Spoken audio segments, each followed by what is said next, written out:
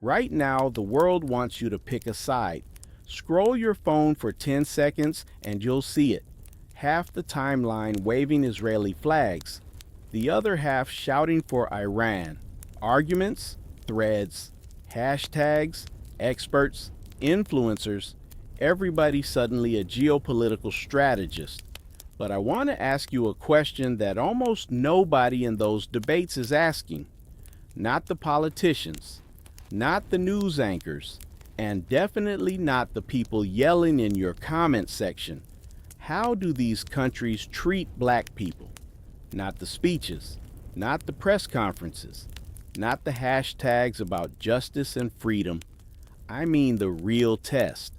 If a black person walks down the street in their country, lives under their laws, raises a family there, what actually happens? Because here's the uncomfortable truth that most people don't realize. Neither side in this conflict has clean hands when it comes to black people. That's not an opinion. That's history. And the moment you start digging into that history, the entire conversation around this war starts to look very different. Let's start with something most people watching this have never heard about. Iran has a black population. Not tourists, not athletes visiting for a tournament, not students studying abroad. Black people who have lived in Iran for centuries. They're called Afro-Iranians. Their communities exist mainly in the southern part of the country, along the Persian Gulf. Cities like Bandar Abbas, small towns along the coast, villages where families have lived for generations. Researchers estimate their population somewhere between several 100,000 and possibly over 1 million, depending on how broadly you define the community. But here's the part that rarely gets mentioned. Those communities didn't appear there by accident. They are descendants of Africans brought into the region through the Indian Ocean slave trade, a system that operated for more than 1,000 years. Long before the Atlantic slave trade most Americans learn about in school, ships were already moving human beings across the Indian Ocean from East Africa, from places that are today Kenya, Tanzania, Mozambique, Ethiopia, and Sudan. They were taken to ports across the Persian Gulf, including what is now modern-day Iran. Some worked as domestic servants. Some labored in agriculture under brutal conditions. Others were forced into pearl diving in waters that could kill you if you stayed down too long. And this system lasted an incredibly long time. Iran did not formally abolish slavery until 1929. That's not ancient history. That's within the lifetime of someone's grandparents. Now here's where the story gets complicated. Because after slavery was abolished, Afro-Iranians didn't disappear. They stayed, they built families, communities, traditions. They blended African heritage with Persian culture, music, and language. But socially, they became almost invisible. Today, many Afro-Iranians live in some of the poorest regions of the country. They have little political representation. You rarely see them in Iranian television, film, or national media. Even academic researchers have said it can be difficult to openly study these communities because the subject itself is uncomfortable inside the country. Colorism also exists across parts of the region. Darker skin is often associated with poverty or lower social status. That reality shapes opportunities for many Afro-Iranians today. So while the world argues about Iran's nuclear program, sanctions, and regional power struggles, there's an entire black community inside the country whose story rarely enters the global conversation. Now let's cross over to the other side of this conflict, because the situation there might surprise you even more. Israel is often described as the only democracy in the Middle East, a homeland built for the Jewish people after centuries of persecution in Europe and beyond. But Israel also has a black Jewish community, around 170,000 people. They are known as Ethiopian Jews, or Beta Israel. According to their tradition, their lineage traces back thousands of years to one of the ancient tribes of Israel. For centuries, they practiced Judaism in the Ethiopian highlands, largely isolated from Jewish communities elsewhere in the world. Then, in the 1980s and 1990s, something dramatic happened. Israel launched a series of rescue missions, operations known as Moses, Joshua, and Solomon. Planes flew thousands of Ethiopian Jews out of famine and political turmoil and brought them to Israel. To the outside world, it looked like an incredible story, a nation bringing its long-lost people home. But what happened after they arrived is where the tension begins. Many Ethiopian Jews struggled to integrate into Israeli society. Their religious traditions were sometimes questioned by authorities. Some were asked to undergo formal conversion processes, even though they had practiced Judaism for generations. Over time, the community has faced social and economic gaps compared to the broader population. There have also been high-profile protests over policing and discrimination. In 2019, demonstrations erupted after a young Ethiopian Israeli man was shot and killed by an off-duty police officer. Thousands took to the streets demanding accountability. And beyond the Ethiopian Jewish community, Israel has also wrestled with how it treats African asylum seekers from countries like Eritrea and Sudan, who arrived over the last 2 decades. Many were placed in detention facilities while their legal status was debated. Some Israeli politicians used harsh language when discussing the migrants, sparking international criticism. So now, step back and look at the full picture. 2 nations at the center of one of the most dangerous geopolitical conflicts on Earth, both asking the world for support, both presenting themselves as defenders of justice or survival, yet both also have complicated histories when it comes to black communities living within their borders. And here's the twist: nobody in your social media arguments is talking about Black Americans serve in the United States military at a higher percentage than their share of the population, which means when America becomes involved in overseas conflicts, black soldiers are often on the front lines. So before anyone tells you to wave a flag for one side or the other, there's a deeper question worth asking. If history is the record of how a nation treats its most vulnerable people, what does that record actually say about the countries now asking the world for loyalty? The deeper you dig into this story, the more one thing becomes clear. The world loves simple narratives, heroes and villains, good countries and bad countries, democracy versus dictatorship. But history is rarely that clean. And when you look at the way black communities exist inside both Iran and Israel, the story stops being about slogans and starts being about reality. Let's go back to southern Iran for a moment. If you travel along the Persian Gulf coastline, you'll find towns where the rhythm of daily life carries echoes of East Africa. Drums, call and response singing, spiritual ceremonies that blend African traditions with Persian culture. One ceremony in particular is known as Zar. Zar rituals exist across parts of East Africa and the Middle East. In Iran, they survived through Afro-Iranian communities for generations. Music, dancing, and spiritual healing practices designed to release harmful spirits from the body. Anthropologists who have studied these ceremonies say the rhythms and chants clearly reflect African origins. Think about that for a second.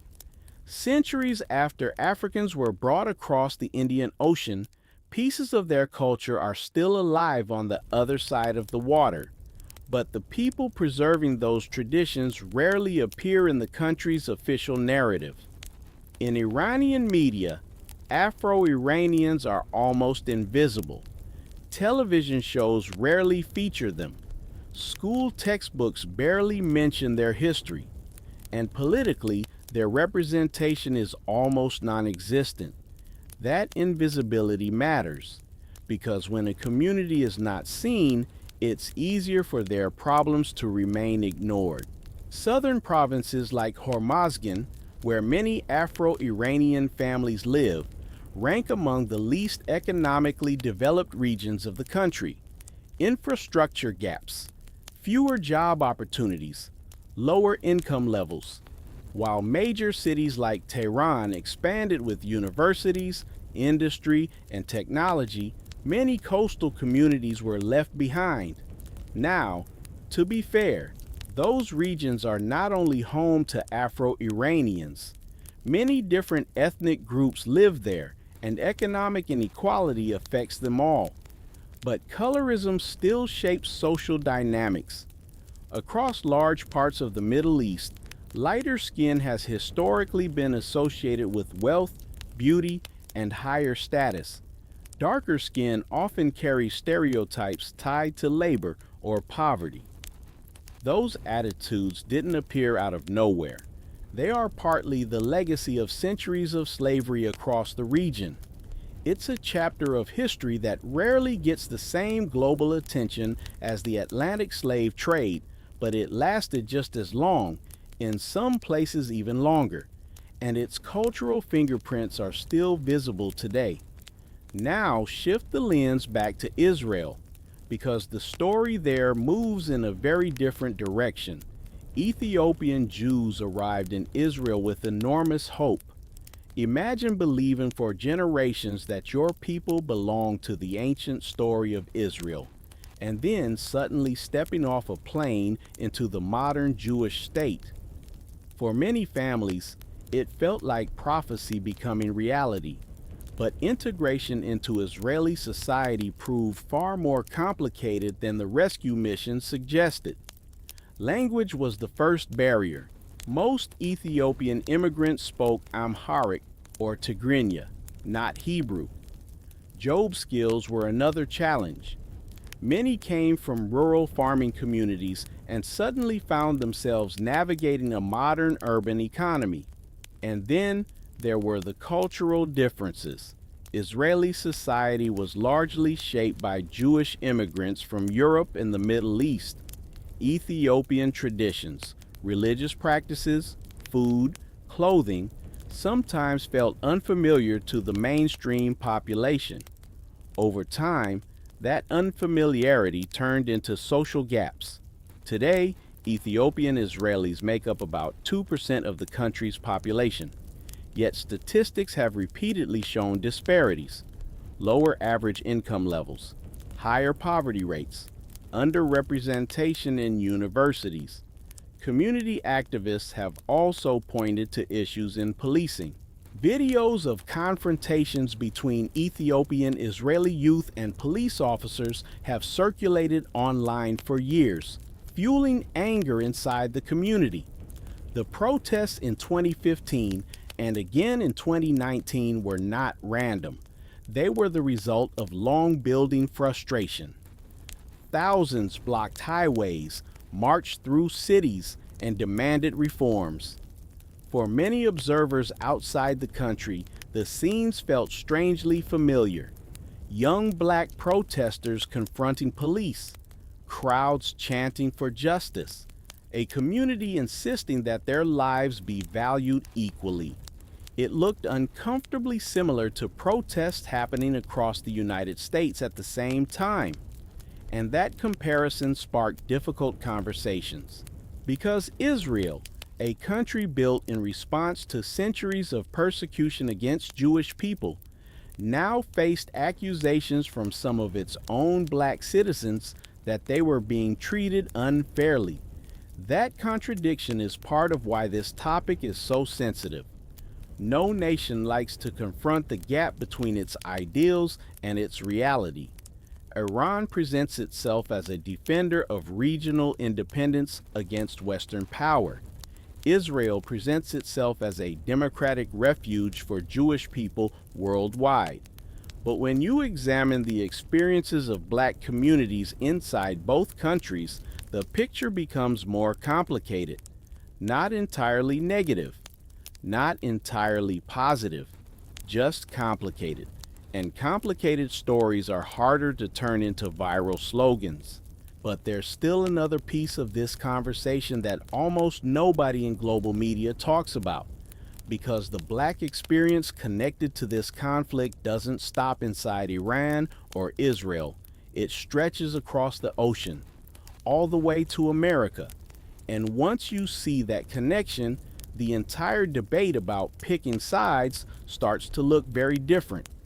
The real connection most people miss in this story isn't in Tehran, and it isn't in Tel Aviv.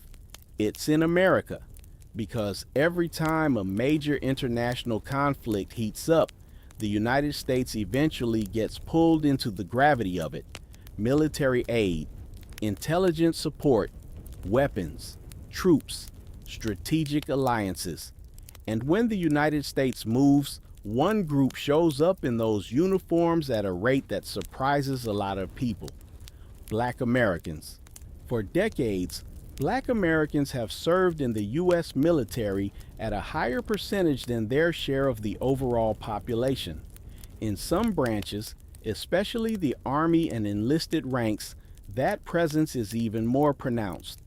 That means when America supports a war, directly or indirectly, black soldiers are often among the people deployed, which creates a strange dynamic, because the global conflicts those soldiers are asked to fight in are usually explained in terms of democracy, security, or geopolitical alliances, rarely in terms of what those conflicts mean for black communities themselves. Now bring that lens back to the Iran-Israel tension. Both countries are deeply connected to U.S. foreign policy, but in completely different ways. Israel is one of America's closest military and intelligence partners. Billions of dollars in aid, joint defense projects, shared intelligence networks. Iran, on the other hand, has been treated as a strategic rival by the United States for decades. Sanctions, diplomatic isolation, and constant geopolitical tension. So when conflict escalates between them, American involvement becomes almost inevitable in some form. But here's the part people rarely discuss. For Black Americans watching from home, the question of loyalty can feel complicated, because historically, many black political thinkers have argued that international conflicts should be viewed through a very specific lens. What does this mean for black people? That question was famously asked by one of the most influential voices of the 20th century, Malcolm X. Malcolm X had a radically different approach to foreign policy than most American political leaders. He believed Black Americans should not automatically support any country or government simply because the United States did. Instead, he argued that global politics should be evaluated based on how systems of power affect oppressed people. During the 1960s, he traveled extensively through Africa and the Middle East, meeting with leaders, activists, and scholars. Those trips changed the way he viewed international politics. He began connecting the struggles of Black Americans to anti-colonial movements happening around the world. But he also warned about something else. He warned that powerful nations often frame conflicts in ways that hide uncomfortable truths. One side becomes the symbol of freedom. The other side becomes the symbol of tyranny. And once that story is established, most people stop asking deeper questions. Questions about race, questions about class, questions about the people living on the margins inside those societies.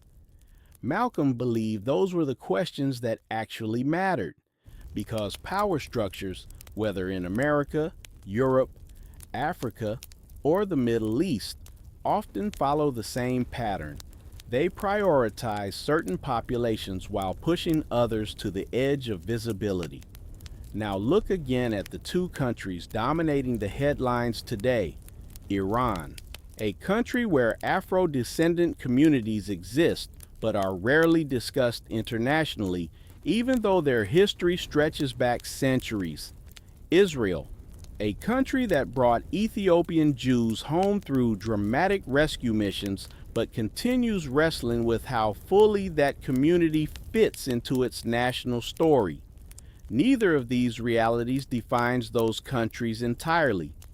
Every nation has internal debates, activists, reformers, and people fighting to improve things. But the existence of those debates proves something important. The experiences of black communities inside these societies are not imaginary. They are documented. They are discussed by scholars. They are raised by activists within those communities themselves. And yet, when the global media covers war, those voices almost disappear. News coverage focuses on missiles, diplomacy, and military strategy. Very little time is spent asking how different groups inside those countries experience life under those same governments. That silence shapes the way people around the world understand the conflict. It turns complex societies into simple symbols. Iran becomes a geopolitical villain to some audiences. Israel becomes a symbol of democracy to others. But the lived experiences of minority communities inside those nations rarely fit neatly into those narratives. And that's where the conversation becomes uncomfortable. Because if you step back and ask the same question Malcolm X once asked, what does this mean for black people? You realize something. The answer isn't simple. Black communities exist inside both of these nations. Black Americans are connected to the conflict through military service and foreign policy, and the way these stories are told often leaves those perspectives out entirely, which leads to a bigger realization. The debate most people are having online about Iran and Israel might actually be missing the most important question of all. Not which country is right, not which government deserves support, but whether the global conversation about this conflict has ever seriously included the voices of the black communities whose lives intersect with it. Here's where the conversation gets uncomfortable, because when you start digging deeper into Afro-Iranian history, you realize something strange. The community exists, but it almost never appears in the global conversation about Iran. Think about how Iran is usually portrayed in the news: nuclear negotiations, missile programs, sanctions, protests, regional power struggles. But rarely, almost never, do you hear journalists talking about the African diaspora living inside the country. And yet historians have been writing about it for decades. The reason goes back to the Indian Ocean trade networks that connected East Africa to Arabia, Persia, and South Asia for more than 1,000 years. Long before European ships dominated global trade routes, merchants were sailing between the Swahili coast and Persian Gulf ports. Ivory moved across those waters.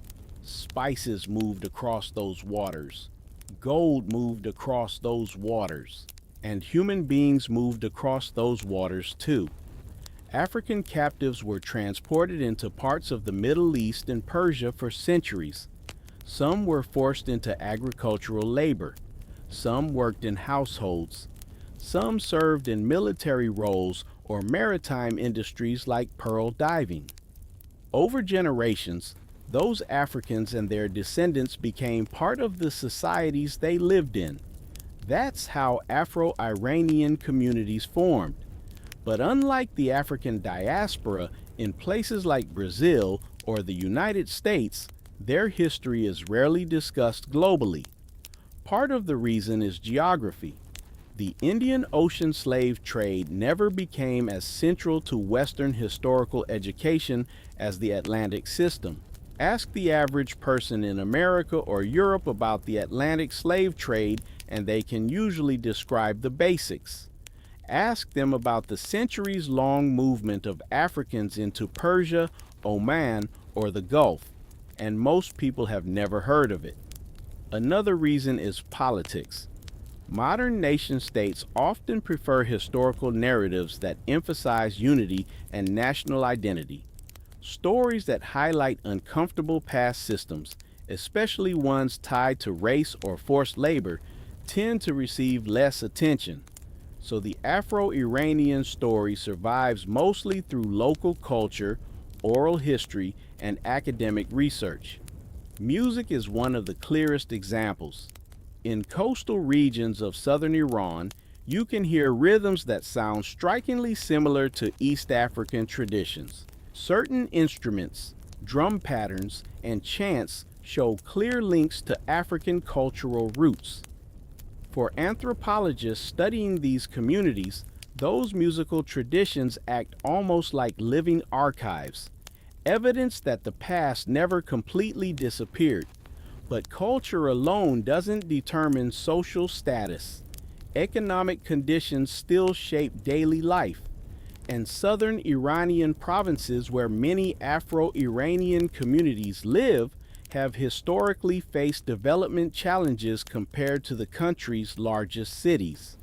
Ports and coastal industries provide jobs, but opportunities in education and higher income careers are often concentrated elsewhere. That creates a familiar pattern. Communities with fewer economic opportunities tend to receive less political attention. Less political attention means fewer resources. And over time, that cycle reinforces inequality. Again, it's important to be precise here. Economic inequality in those regions affects multiple ethnic groups, not only Afro-Iranians, but colorism can still influence social perceptions. Across parts of the Middle East and North Africa, lighter skin has long been associated with prestige. That cultural bias, rooted in centuries of social hierarchy, doesn't disappear overnight. It shapes beauty standards, hiring patterns, and social attitudes, which means the descendants of Africans sometimes face an additional layer of marginalization.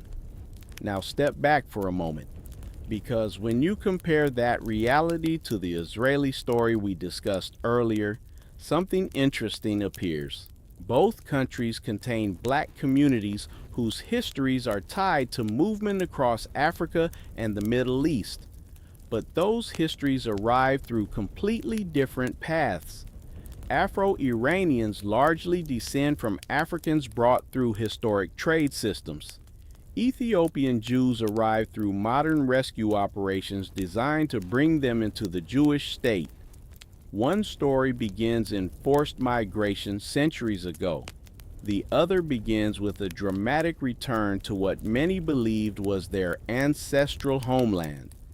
Yet both communities still face questions about identity and belonging inside their respective countries. That's not a coincidence. Whenever societies absorb new populations, especially populations that look visibly different, tensions around identity almost always emerge. Who counts as fully part of the nation? Who gets represented in media? Who reaches positions of political influence? Those debates are happening in Iran. They're happening in Israel. And they're happening in countries all over the world. But here's the key point. None of that complexity fits neatly into the simple pick a side narrative dominating social media. Because once you start looking at the experiences of black communities inside both nations, The conflict stops being a cartoon story about heroes and villains.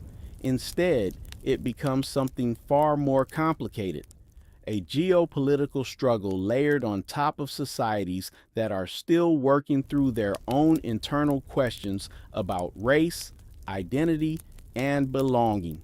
And that leads to the next piece of the story most people have never been told.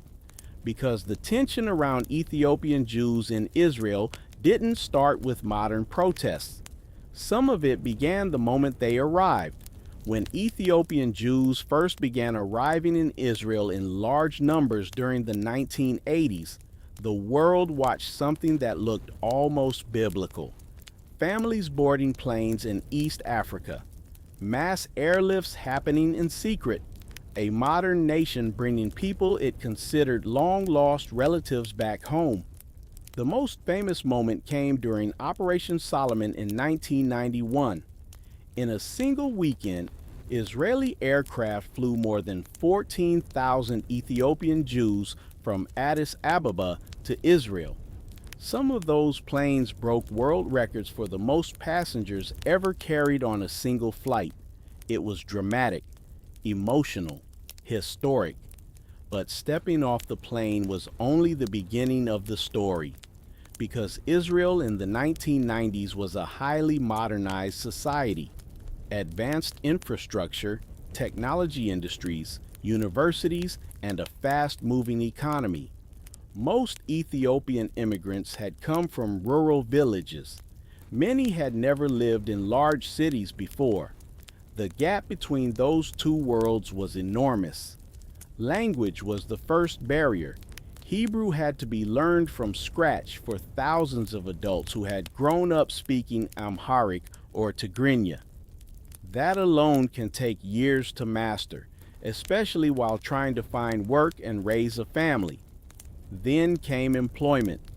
Farmers, shepherds, and rural laborers suddenly found themselves trying to navigate an urban job market where education credentials and technical skills mattered. Some succeeded quickly, others struggled for years. The government created absorption centers designed to help immigrants transition into Israeli society. These facilities offered housing, language classes, and social support. But critics argued that the centers sometimes kept Ethiopian families isolated from the broader population for too long. Isolation can slow integration, and slow integration can create stereotypes.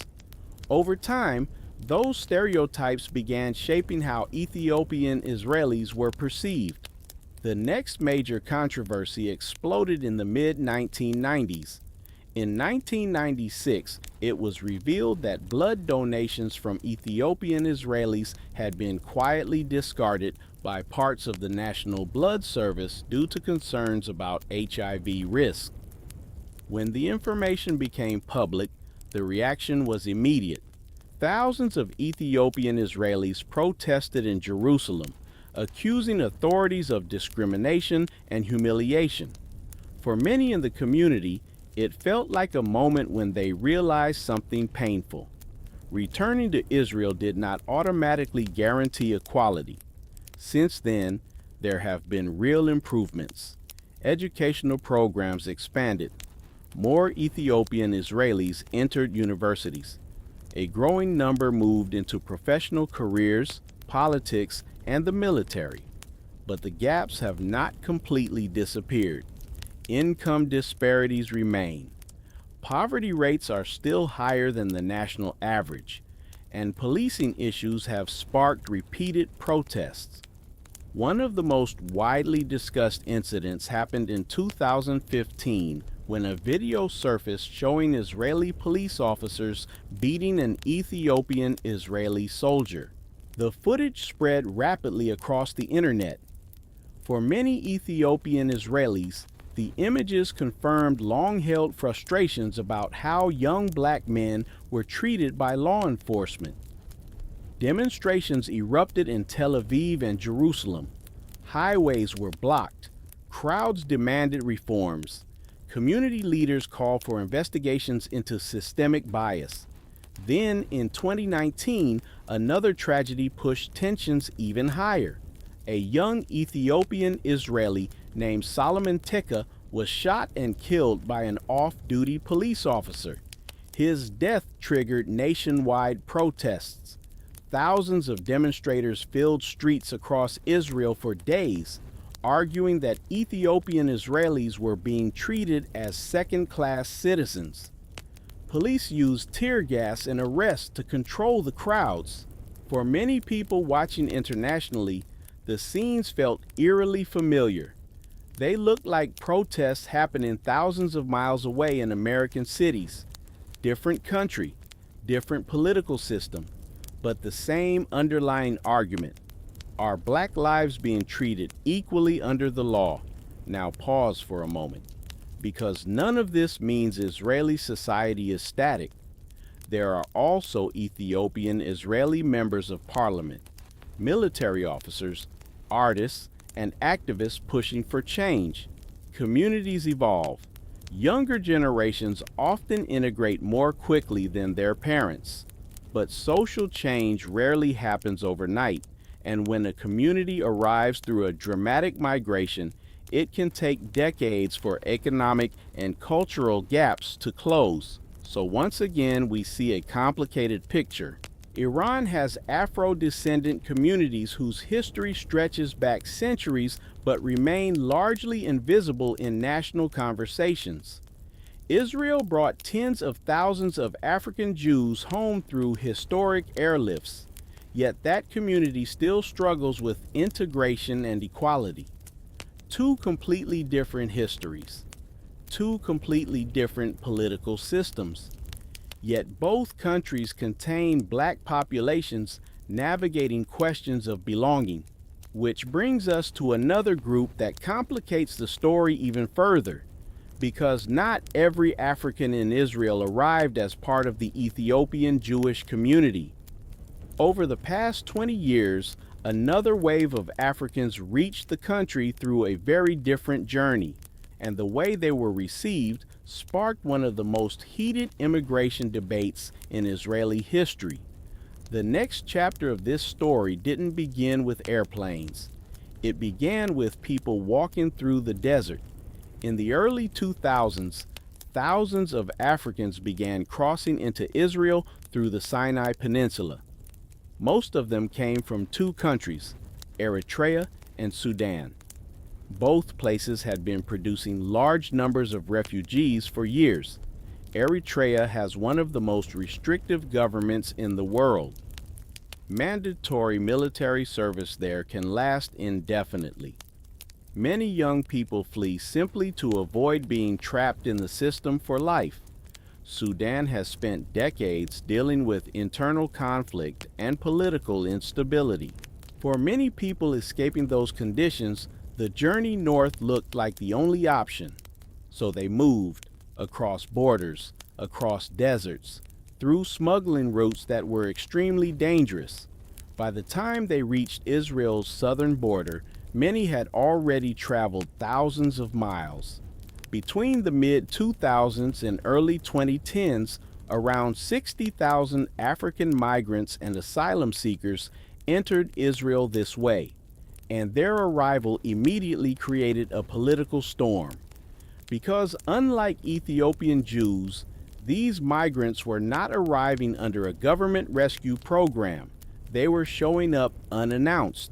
Asylum seekers asking for protection. The Israeli government faced a dilemma. On one hand, international law recognizes the right of people fleeing persecution to seek asylum.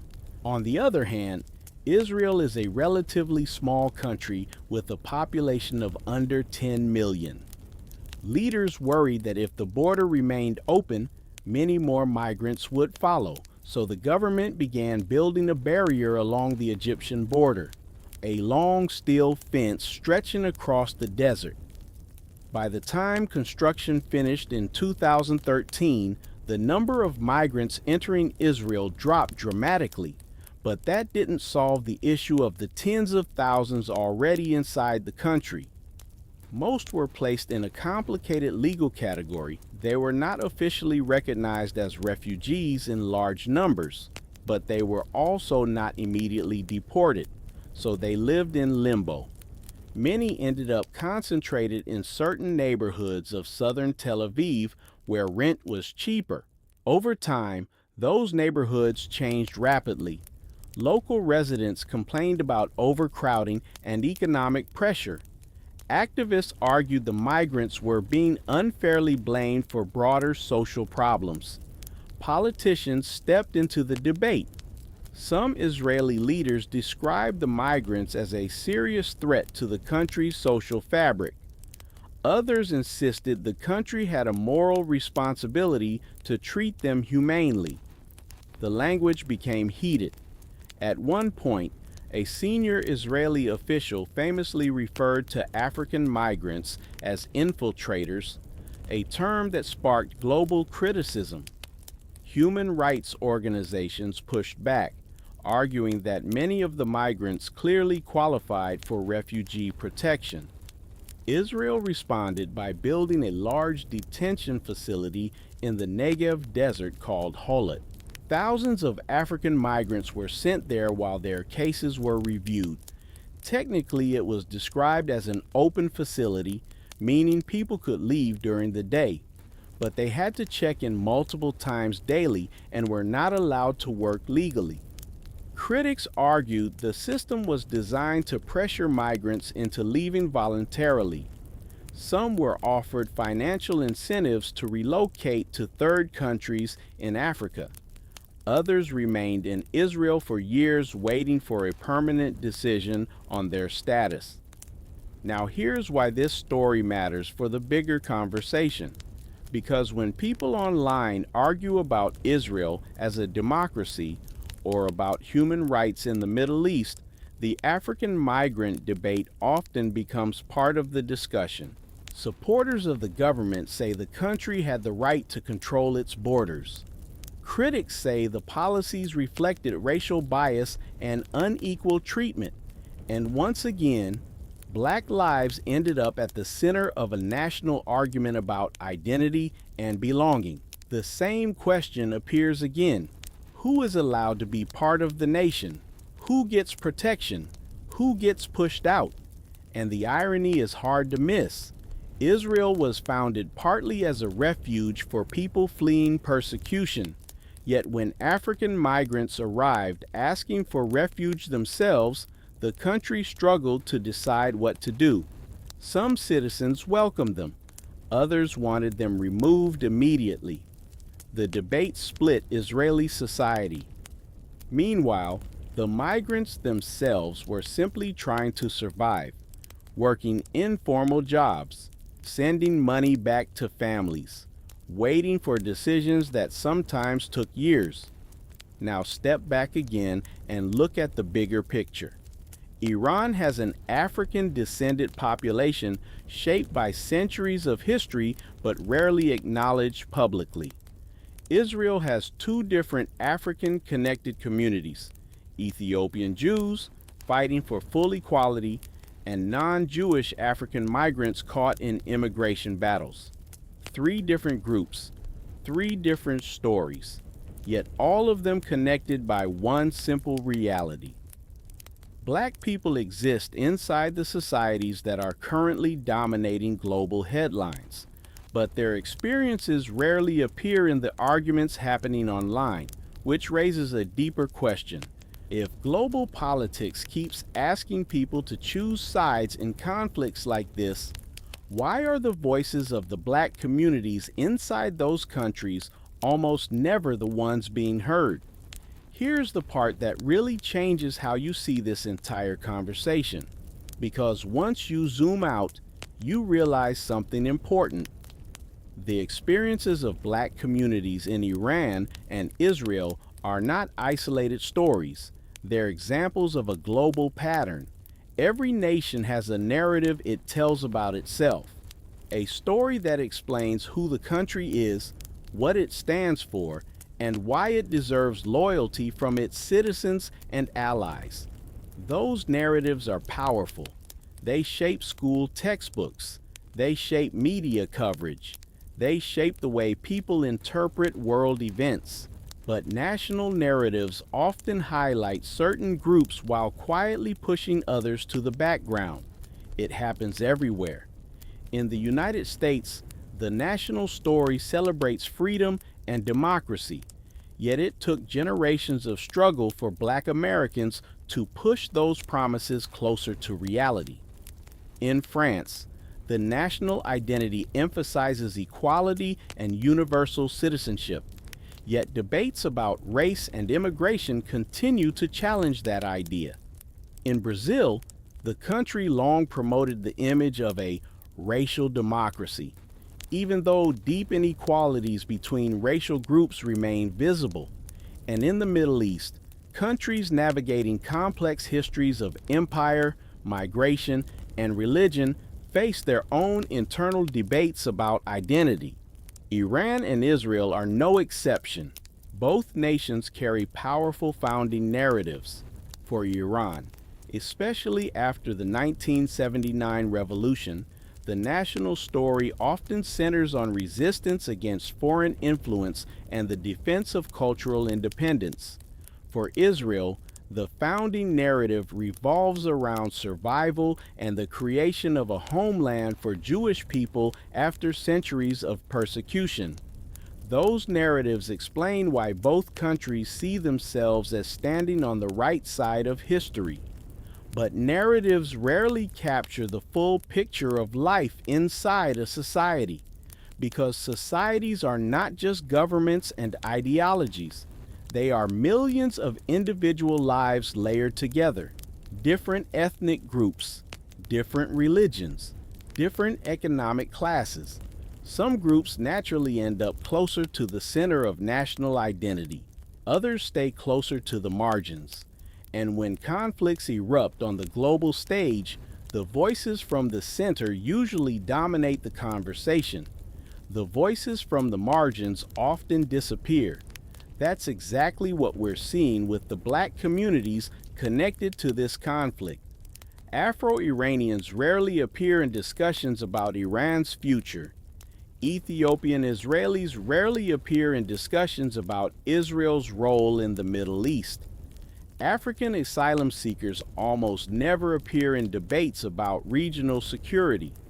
Yet those communities exist.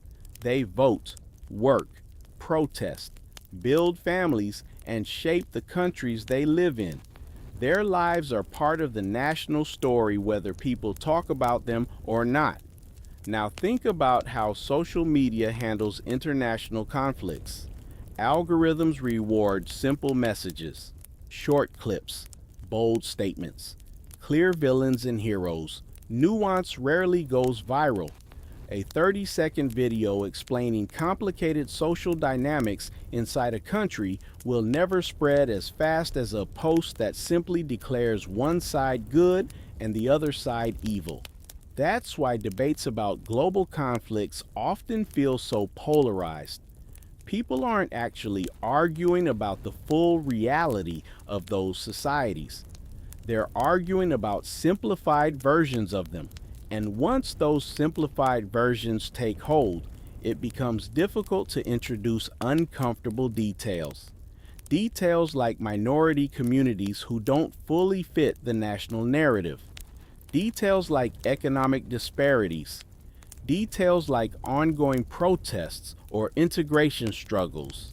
Those details complicate the story, but complexity is exactly where real understanding lives. And that brings us back to the question we started with. How do these countries treat Black people? The honest answer is neither simple nor uniform.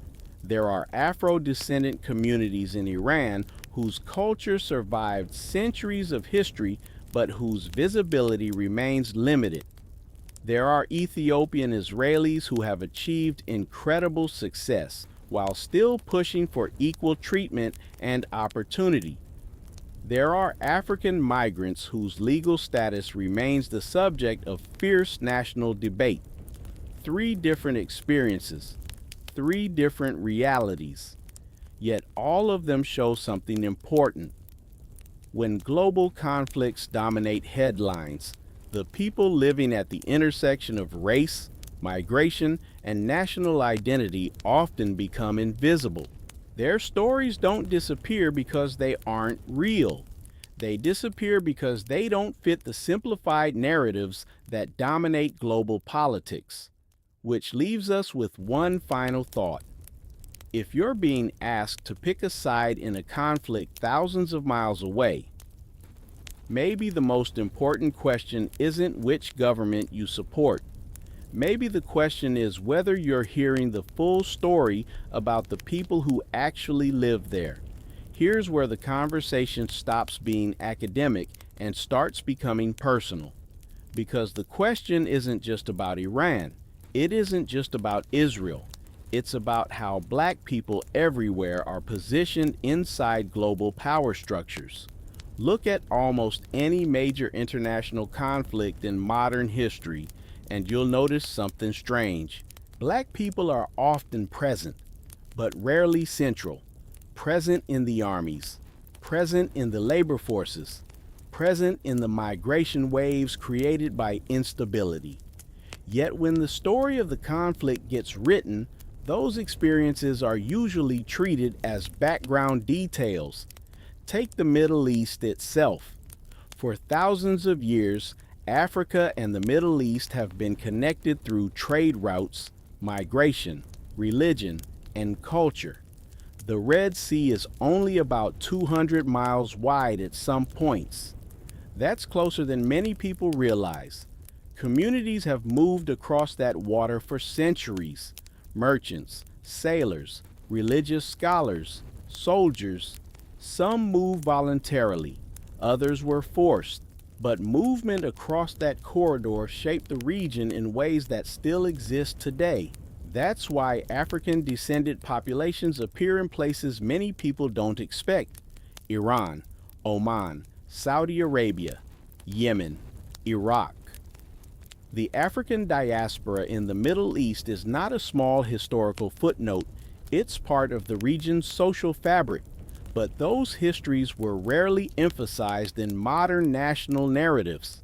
Instead, countries tended to frame their identities through language, religion, and regional culture. Race was often treated as secondary, which means conversations about racial hierarchy or colorism in the region have often happened quietly rather than publicly. Now add modern geopolitics on top of that history. Iran and Israel are two of the most strategically important countries in the Middle East. Both are deeply entangled in international alliances and rivalries. That makes them constant subjects of global media coverage. But media coverage tends to focus on military strategy, diplomacy, and political leadership. The everyday experiences of minority communities rarely receive the same attention, and when they do appear, it's usually during moments of crisis, a protest, a scandal, a viral video. Those moments flash across the news cycle and then disappear. The deeper social history behind them often remains unexplored, which is why many people outside the region are surprised when they first learn about Afro-Iranian communities or the long integration struggles of Ethiopian Israelis. Those stories existed the entire time. They simply weren't the focus of the international narrative. Now here's the important part. Acknowledging those realities doesn't mean one country is uniquely good or uniquely bad. Every society has internal debates about race, identity, and inequality. The United States certainly does. So do European countries. So do nations across Africa and Asia. But when the world turns a conflict into a global moral battle, those internal complexities often get erased. Suddenly, every country becomes a symbol rather than a society. Iran becomes a symbol of resistance to Western influence. Israel becomes a symbol of democracy in the Middle East. And once a nation becomes a symbol, the messy human realities inside it start to disappear. But real people still live there. Afro-Iranian families raising children in coastal towns. Ethiopian Israeli students navigating universities and careers. African migrants working informal jobs while waiting for legal decisions about their future. Those lives continue whether the world is paying attention or not. And those communities are not passive observers. They organize, they advocate, they demand recognition and fairness from the governments they live under, which brings us to an important point about power. Power is not only exercised through laws and institutions, it's also exercised through visibility. Who gets seen? Who gets heard? Who gets included in the national conversation? And who quietly disappears from it? For a long time, many of the black communities connected to this region existed in that quiet space, not completely hidden, but rarely centered. Yet in recent years, that silence has started to change. Social media, academic research, and activism have made it harder for those stories to stay invisible. Ethiopian Israeli activists now have global audiences for their protests. Researchers documenting Afro-Iranian culture are reaching wider audiences online. African migrant communities in Israel are telling their own stories through journalism and advocacy groups. The internet has made it much harder for any society to fully control its narrative. And that means the global conversation about identity, race, and belonging is expanding, slowly, unevenly, but undeniably. Which leads to the final piece of this discussion. Because once you start seeing the full picture, the question is no longer just about Iran or Israel. The real question becomes something bigger. When global conflicts dominate the news, are we willing to look beyond the headlines and see the full range of people whose lives are shaped by those events? Let's strip away the politics for a second. No flags, no government statements, no TV debates, just reality. Right now, somewhere in southern Iran, an Afro-Iranian fisherman is waking up before sunrise. He's preparing a small boat, heading out into the Persian Gulf the same way his father did, and his grandfather before him. His family has lived on that coastline for generations. The rhythms of the sea, the music played at weddings, the stories told at night, pieces of East Africa still echo quietly through his community. But if you asked most people around the world whether black communities exist in Iran, they would probably say no. Not because the people aren't there, because the story never reached them. Now jump across the region. In a suburb of Tel Aviv, an Ethiopian Israeli teenager is getting ready for school. His parents arrived in Israel during the massive airlifts of the 1980s or 1990s.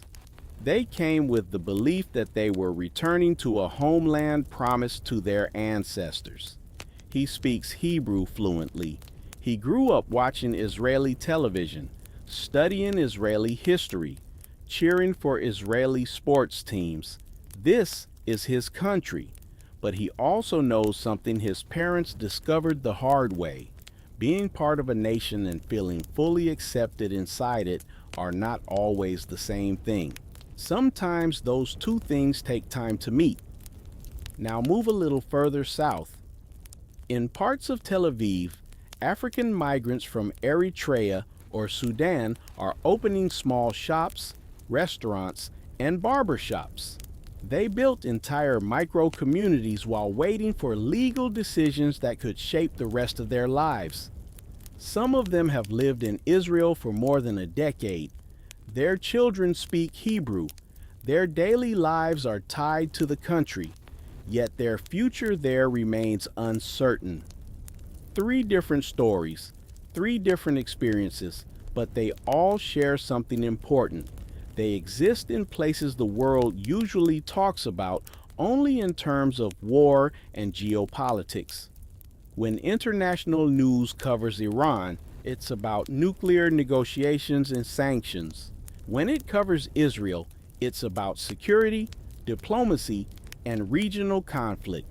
Rarely does the camera stop long enough to show the full diversity of people living inside those societies. But those people are there, and their stories matter because they reveal something about how nations evolve. Every country on Earth goes through moments where its identity expands. New populations arrive. Old hierarchies get challenged. Citizens debate what belonging actually means. The United States went through that during the Civil Rights Movement. South Africa went through it during the end of apartheid. Brazil continues to wrestle with it today. Iran and Israel are also navigating their own versions of those conversations, sometimes quietly, sometimes loudly through protests and public debate. But the process is happening, and the black communities inside those countries are part of that process, whether the global media focuses on them or not. Now, here's the key point that often gets lost in heated online arguments. Recognizing these realities doesn't require choosing a geopolitical side. You don't have to support one government or condemn another to acknowledge the experiences of people living within their borders. Understanding complexity isn't the same as taking sides. In fact, it's often the opposite. It means refusing to flatten entire societies into simple labels. Because when you reduce nations to slogans, you erase the millions of lives that don't fit neatly into the narrative. Afro-Iranians preserving cultural traditions that survived centuries. Ethiopian Israelis pushing their country to live up to its democratic ideals. African migrants trying to build stability after escaping dangerous conditions. These stories are not distractions from the larger political picture. They are part of it. They show how global conflicts intersect with everyday human lives.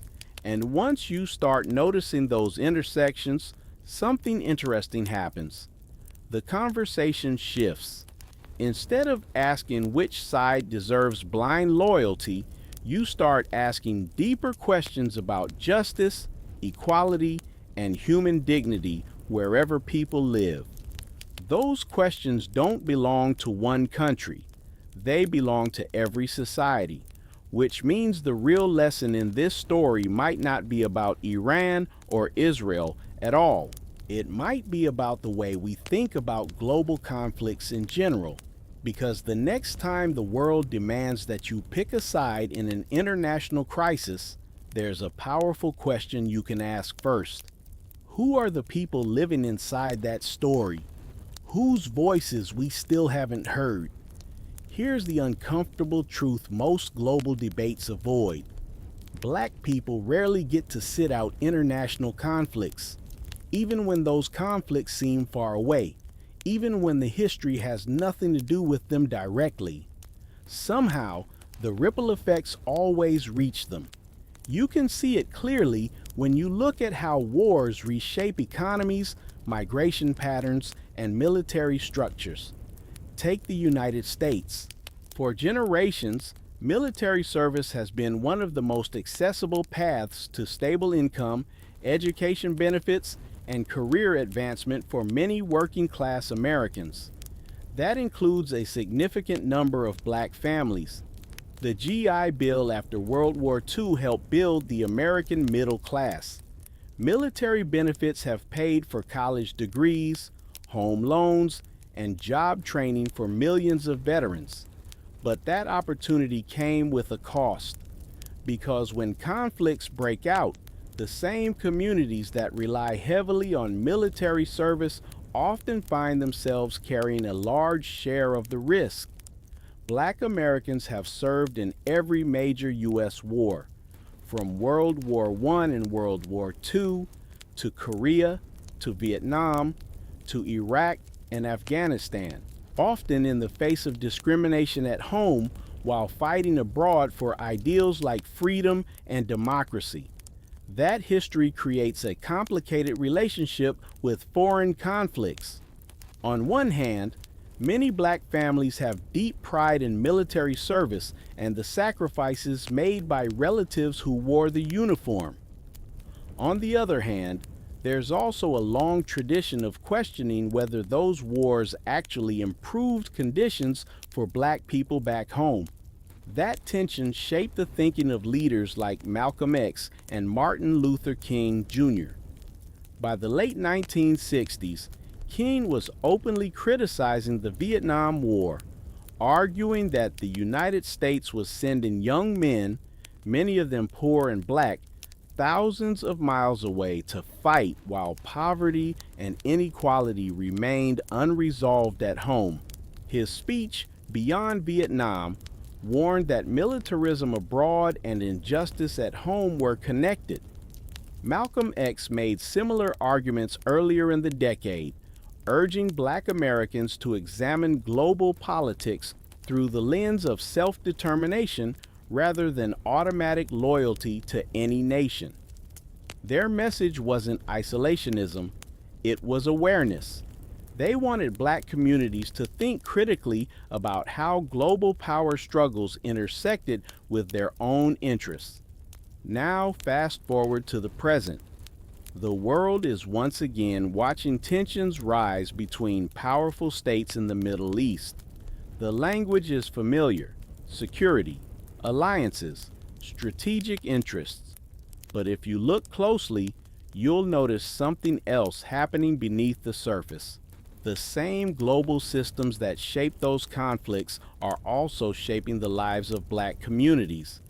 Economic shocks from war can raise energy prices, which ripple through global markets and hit lower-income neighborhoods hardest.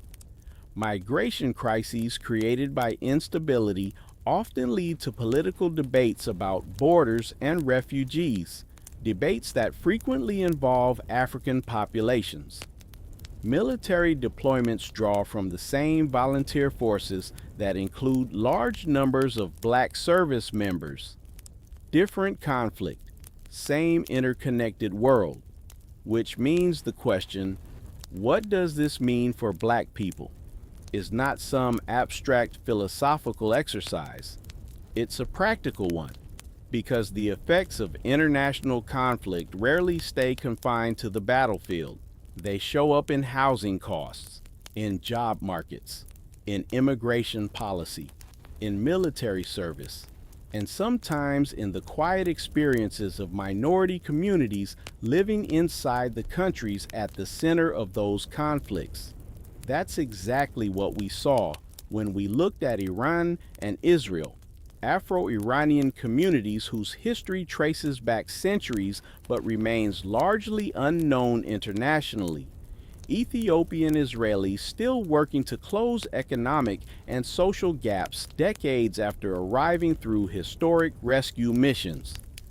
African migrants navigating complicated legal systems while trying to build stable lives.